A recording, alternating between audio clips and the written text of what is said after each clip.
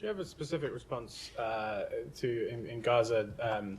There was a strike overnight on a medical clinic that reportedly killed the director of the ambulance and emergency department. Obviously, there's been a lot of comments from the US about the importance of protecting humanitarian workers.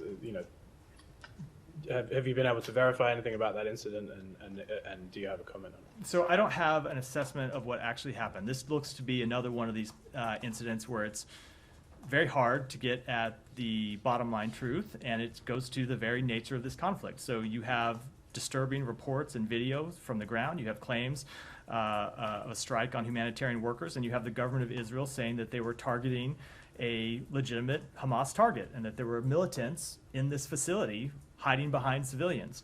Obviously, militants should not hide behind civilians. That has been the case from the beginning. And Israel needs to take all precautions to minimize civilian harm. This goes to the problem of this, it goes to the very nature of this conflict and why it is so difficult, and the problem that Israel faces is so difficult, but again, it doesn't minimize their need to do everything possible to minimize civilian harm. I would just say this gets back to why we continue to push so hard for a ceasefire, because as long as you have ongoing conflict, you are going to face this problem where Israel is going to target legitimate military targets, militants. But sometimes those militants are going to be in close proximity to civilians.